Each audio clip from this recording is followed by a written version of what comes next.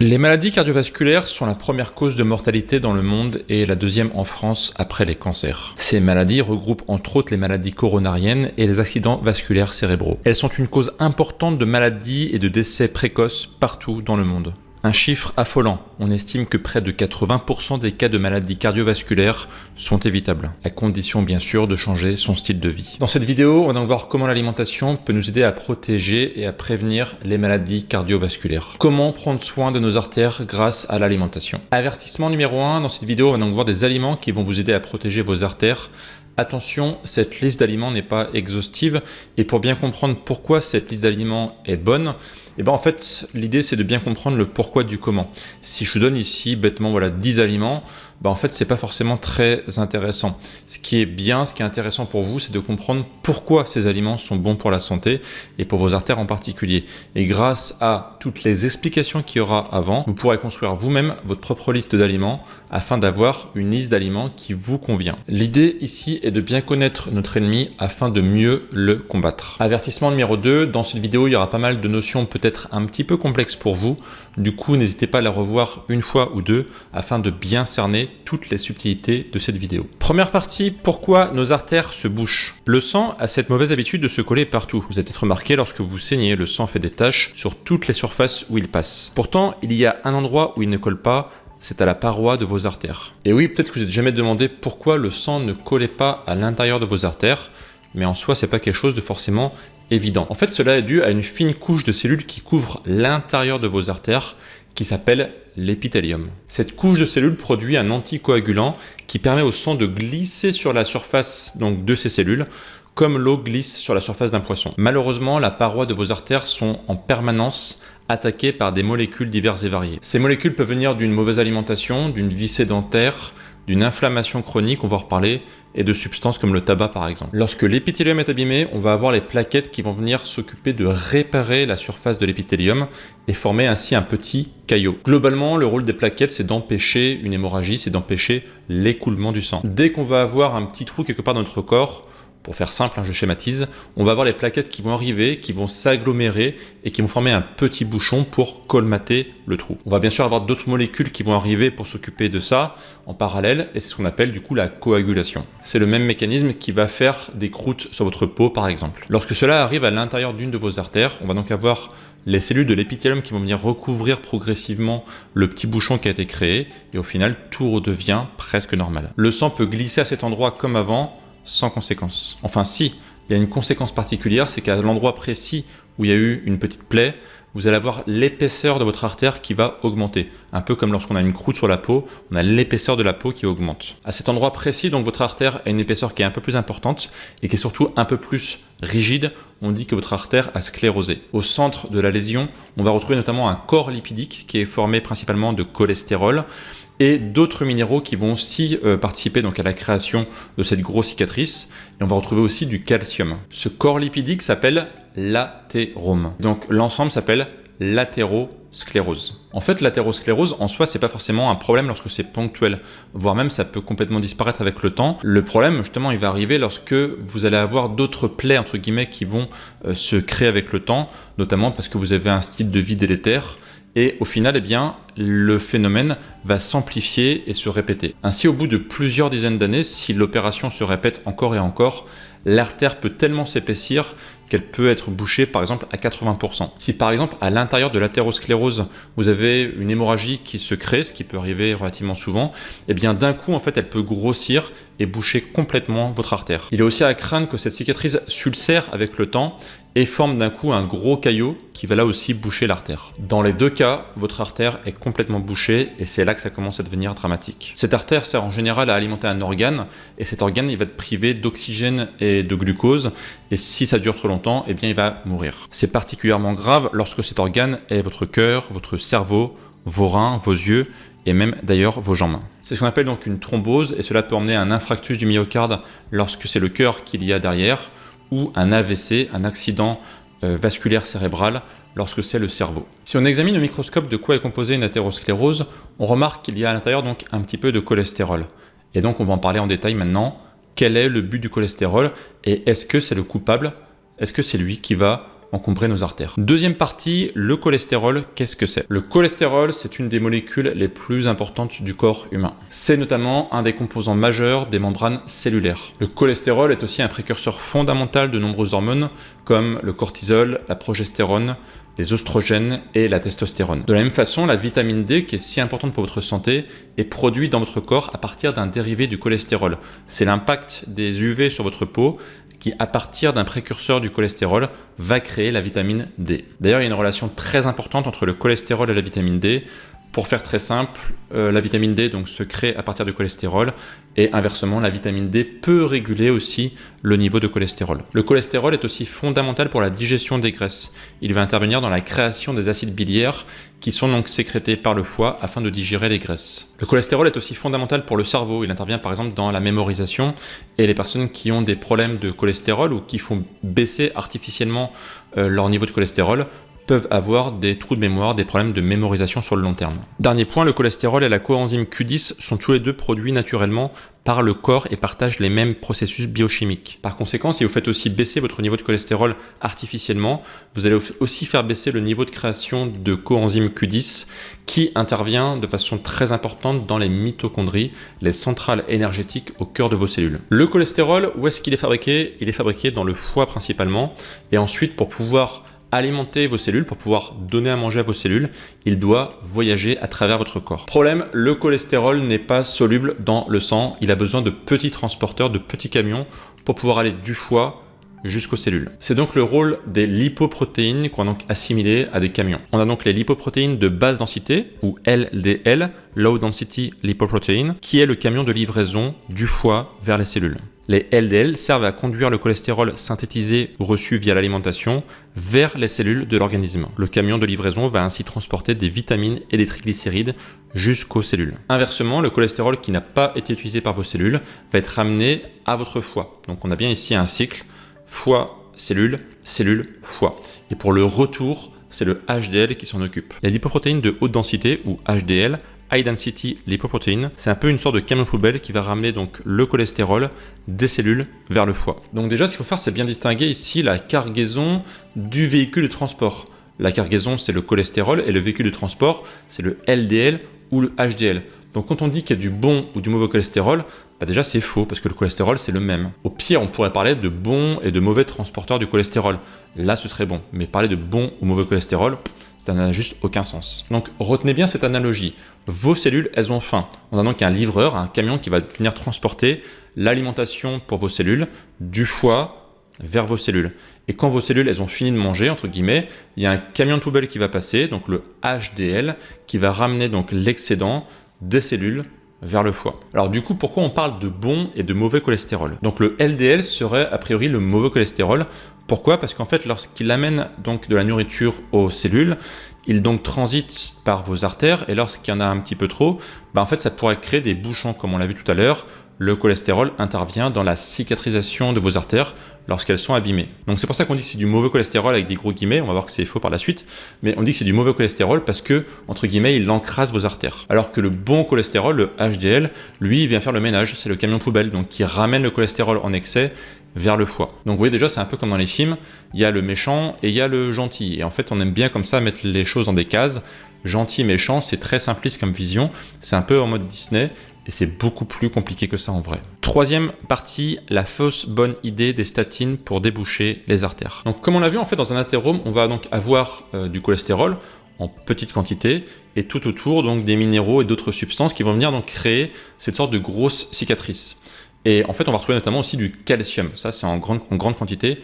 On va en reparler un peu plus tard. Malgré le fait que le cholestérol soit en petite quantité, la cardiologie moderne a choisi de donner aux personnes souffrant d'athérosclérose des médicaments qui font baisser le taux de cholestérol dans le sang. Ce sont les statines. Les manuels de médecine enseignent que pour réduire le risque de thrombose, donc il faut empêcher l'athérosclérose de se développer et pour faire ça, il faut faire baisser le niveau de cholestérol. Et en fait, faire baisser le niveau de cholestérol, on va voir que c'est pas forcément une bonne idée.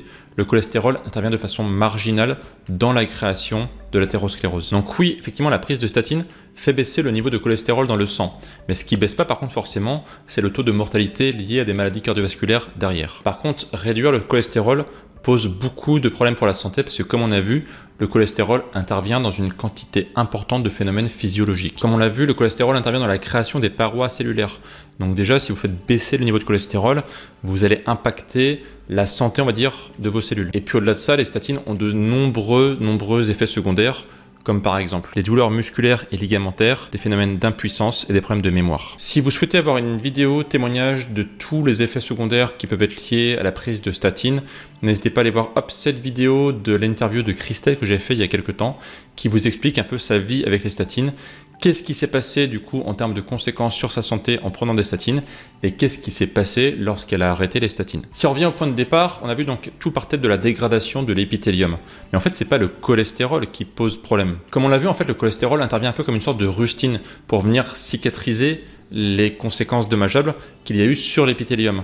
Mais en fait, si on attaque le cholestérol, on n'attaque pas forcément la source du problème, on attaque en fait ce qui va venir résoudre le problème. Dire que le cholestérol c'est le coupable, c'est un peu comme dire que ce sont les pompiers qui sont les coupables. Quand on va sur un feu, comme par hasard, il y a toujours des pompiers. Donc est-ce que ce ne seraient pas eux, finalement, les pyromanes? Vous voyez un petit peu l'erreur de logique. En fait, votre taux de cholestérol dans le sang va s'adapter aux besoins de vos organes, puisque c'est lui qui va livrer, on va dire, à manger à vos organes. Ainsi, par exemple, si vous ne faites pas assez d'activité physique, eh bien votre niveau de LDL va augmenter, parce que du coup, vos organes n'ont pas besoin de consommer de la nourriture, pour faire simple, je schématise, hein. Donc votre niveau de LDL va augmenter. Et c'est ainsi, par exemple, que les personnes qui ne font pas d'activité physique, ils ont un haut niveau de LDL. Mais c'est pas forcément le haut niveau de LDL le problème, c'est le fait qu'ils ne font pas forcément assez d'activité physique. Ainsi, par exemple, si vous avez un haut niveau de LDL, c'est peut-être parce que vous êtes trop sédentaire. Inversement, lorsque vous faites de l'activité physique, votre LDL va être consommé par vos organes, par vos muscles, etc. Et donc le LDL va diminuer. Donc vous voyez, finalement, prendre un médicament qui va faire baisser votre niveau de cholestérol, ça ne changera rien si fondamentalement, en parallèle, vous ne changez pas vos habitudes. Une petite parenthèse sur le cholestérol familial, parce que je sais qu'on va m'en parler dans les commentaires. Le cholestérol familial est une extrême minorité des problèmes liés au cholestérol. Et d'ailleurs, les statines, à la base, a été inventée pour aider les personnes qui ont du cholestérol familial. Clairement, c'est encore une fois une très grande minorité et les personnes qui font du cholestérol dans la famille, en général, c'est plus un problème de style de vie. Par exemple, vos parents consommaient beaucoup d'aliments pas bons pour la santé, on va en reparler un peu plus tard, qui faisaient augmenter votre niveau de cholestérol, et donc vous avez répliqué ces habitudes-là. Et donc vous aussi, peut-être que vous faites du cholestérol, et vous dites comme mes parents faisaient, j'en fais aussi, c'est familial. Et en fait, non, c'est pas familial. C'est juste que vous avez copié les habitudes, et que inconsciemment, du coup, vous faites la même chose, et donc vous avez forcément les mêmes conséquences. Avant de dire, est-ce que je fais vraiment du cholestérol familial, demandez-vous, est-ce que vous avez déjà un bon style de vie, comme on va le voir un peu plus tard dans la vidéo. Quatrième partie, la véritable origine du problème des artères bouchées. Aujourd'hui, on trouve un grand nombre de méta-analyses. Donc la méta-analyse, petit rappel, c'est le plus haut niveau de preuve scientifique. Beaucoup de méta-analyses montrent que non seulement le LDL est innocent, mais qu'un niveau de LDL qui est faible, qui est trop faible, entraîne des gros problèmes de santé. Comme d'habitude, je vous partage toutes les ressources et toutes les études qui m'ont permis d'écrire cette vidéo dans la description de la vidéo.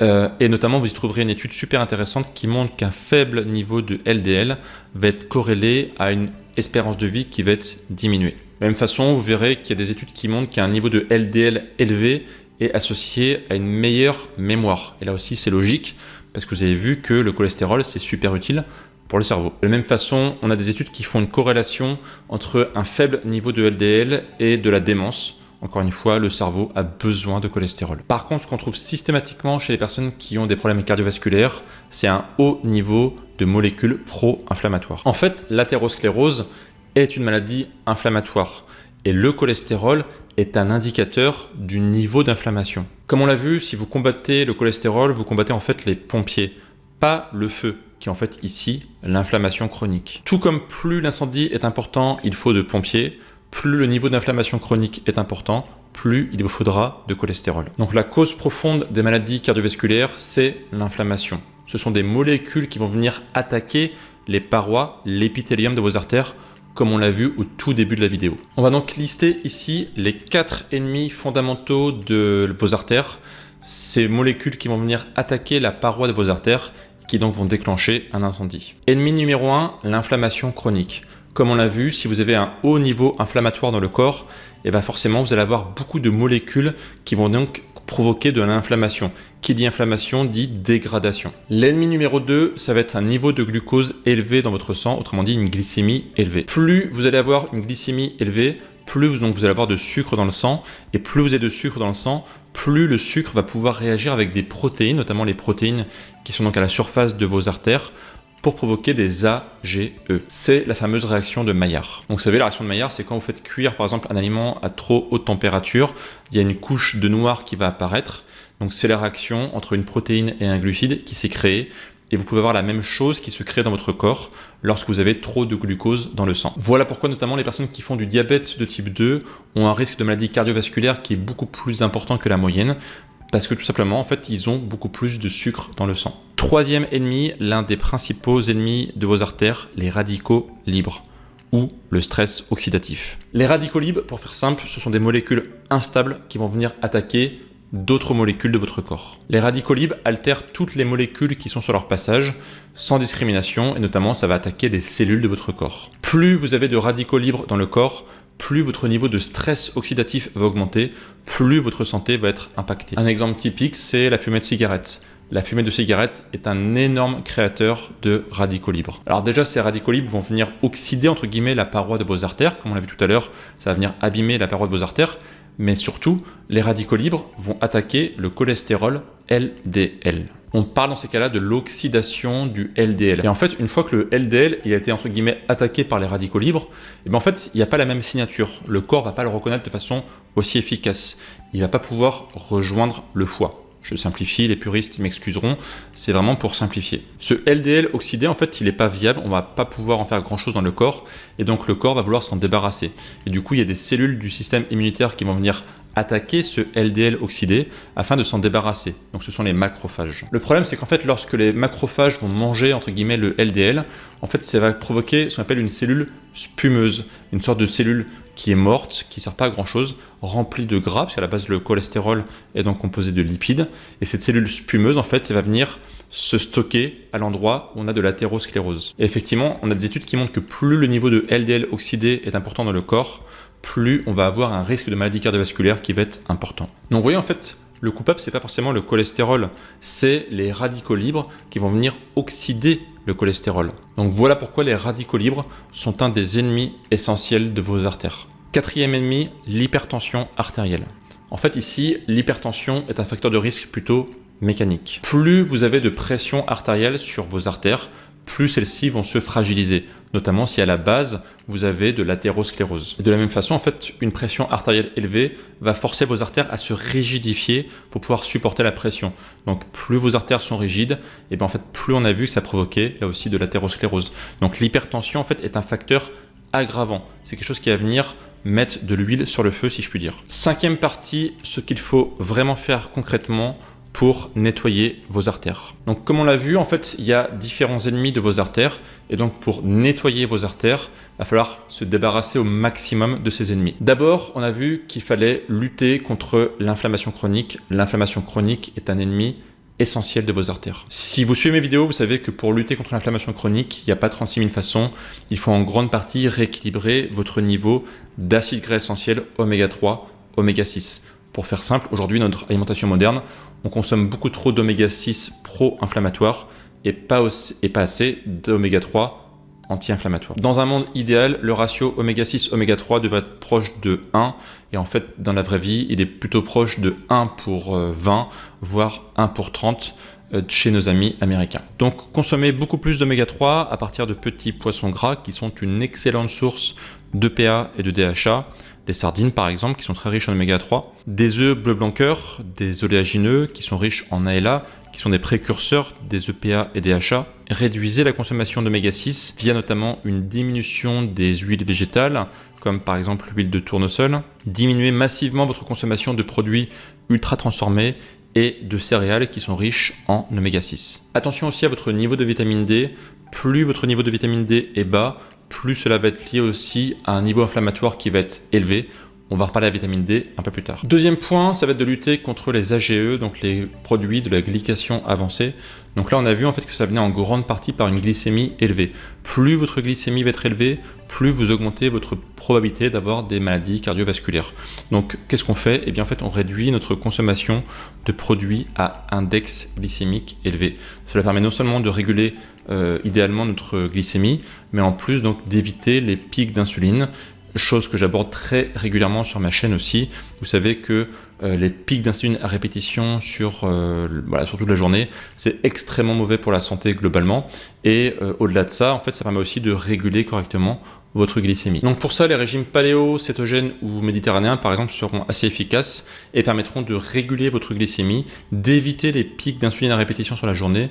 Et donc c'est pour ça les régimes qui permettent d'avoir une meilleure santé sur le long terme, paléo, cétogène ou méditerranéen. Troisième point, on a vu lutter contre les radicaux libres, c'est essentiel pour éviter d'abîmer vos artères. Il existe dans la nature des molécules qui vont venir réagir naturellement avec les radicaux libres, qui vont venir les réduire au silence. C'est ce qu'on appelle les antioxydants. Les antioxydants vont venir réagir avec les radicaux libres afin d'éviter qu'ils attaquent vos cellules. En fait, les antioxydants transforment les radicaux libres, donc qui sont des molécules agressives, en des molécules qui n'ont absolument aucun impact sur la santé. Comment maximiser son apport d'antioxydants? En fait, c'est très très simple. Il faut consommer majoritairement des fruits et des légumes frais qui sont bourrés d'antioxydants, comme par exemple les légumes colorés, comme les épinards, les blettes, colorés en rouge aussi, les poivrons, les tomates, les cerises, les groseilles. On en trouve dans les végétaux bleus aussi, comme la myrtille, les mûres, le cassis, les aubergines avec la peau, mais on en trouve aussi énormément dans les pamplemousses et dans le raisin. Ces antioxydants qui colorent et qui parfument les légumes,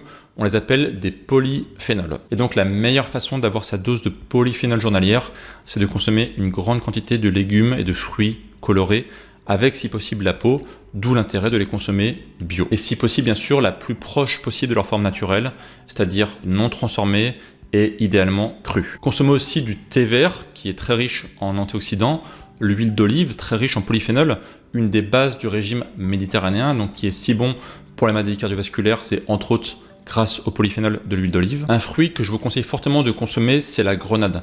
La grenade est extrêmement riche en antioxydants, et notamment ces antioxydants sont 3 fois plus puissants que ceux du thé vert et de l'huile d'olive. Quatrième ennemi de vos artères, on l'a vu, c'est l'hypertension artérielle.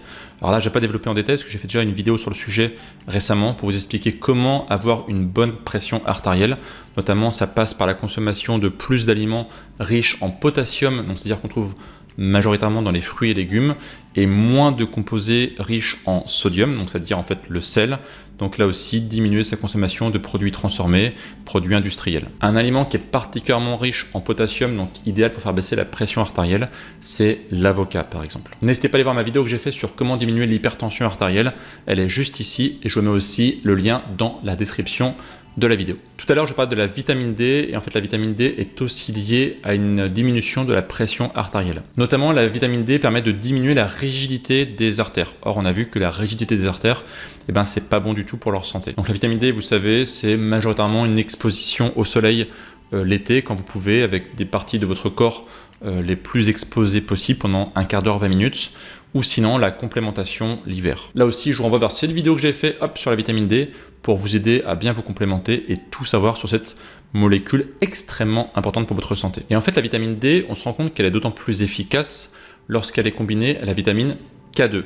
Alors la vitamine K2, elle va venir ici dans un autre but, ça va être notamment de réduire la calcification des artères. On l'a vu tout à l'heure, en fait, un athérome est composé en grande partie de calcium. Et en fait, plus vous avez de calcium qui circule dans votre sang, plus forcément un athérome va grossir à cause du calcium qu'il y a dans votre sang. Et en fait, la vitamine K2, c'est là qu'elle intervient. La vitamine K2 a pour vocation, pour faire simple, encore une fois, je simplifie, à faire en sorte que le calcium, il aille directement dans vos os et qu'il ne reste pas dans la circulation sanguine. Donc la vitamine K2, en fait, empêche que le calcium se fixe à la surface de vos artères, afin donc d'éviter la création d'un athérome de plus en plus gros. Là aussi, je vous renvoie à une étude super intéressante sur le sujet dans la description de la vidéo. La vitamine K2 peut être produite de base par votre corps, notamment par votre microbiote intestinal lorsque celui-ci est en bonne santé. Or, on sait aujourd'hui que malheureusement, il y a beaucoup de personnes qui ont des problèmes avec leur microbiote. Sinon, autre solution, c'est via l'alimentation. Donc on peut en trouver par exemple dans les œufs, dans certains poissons, mais aussi dans le natto. Le natto, c'est un plat traditionnel japonais qui est composé de soja fermenté. Je vous mettrai une recette là aussi dans la description de la vidéo pour ceux que ça intéresse. D'autres actions sont aussi essentielles pour préserver la santé de vos artères. On va citer bien sûr le fait d'arrêter de fumer. On a vu que la fumée de cigarette, c'est un générateur énorme de stress oxydatif. Donc plus vous avez de stress oxydatif, plus vous abîmez la surface à l'intérieur de vos artères. Comme on l'a vu tout à l'heure aussi, il faut pratiquer une activité physique régulière. Ça permet de beaucoup mieux réguler votre niveau de cholestérol. Les gens sédentaires vont avoir en général plus de cholestérol dans le sang. Si aujourd'hui vous prenez des statines, donc déjà mettez en place tout le protocole qu'on a vu dans cette vidéo pour peut-être à terme bien pouvoir vous en passer parce que vous allez retrouver du coup une bonne santé cardiovasculaire, vos artères vont retrouver la pleine santé. Et si jamais aujourd'hui vous devez quand même en prendre, vous n'avez pas de choix, eh bien n'hésitez pas à vous complémenter en CoQ10. On a vu en fait que un faible niveau de cholestérol entraînait aussi un faible niveau de CoQ10. Or la CoQ10 c'est quelque chose qui est essentiel pour les mitochondries, les centrales énergétiques de vos cellules. Donc la complémentation en CoQ10 est essentielle, hyper importante en parallèle des statines si jamais encore une fois vous devez en prendre. Je vous mets un lien dans la description du complément alimentaire de CoQ10 si jamais ça vous intéresse et si jamais vous souhaitez vous complémenter. On a donc vu dans cette vidéo que le cholestérol n'était pas le grand coupable qu'on présente habituellement. La grande coupable, c'est l'inflammation chronique et plus généralement toutes les molécules inflammatoires, les molécules qui viennent attaquer l'épithélium, la paroi de vos artères. Et en fait, récemment, j'ai fait une vidéo pour vous expliquer justement que certains aliments sont très inflammatoires. Et il y en a 5 en particulier que si vous les consommez régulièrement, vous allez augmenter considérablement votre niveau inflammatoire. Cette vidéo, elle est juste ici. N'hésitez pas à aller la voir. Si vous diminuez la consommation de ces aliments, vous allez donc diminuer votre niveau inflammatoire et retrouver une meilleure santé. N'hésitez pas à aller voir cette vidéo. Et moi, je vous retrouve très bientôt pour d'autres vidéos sur le sujet. Et d'ici là, bien sûr, prenez soin de vous. Ciao, ciao, ciao!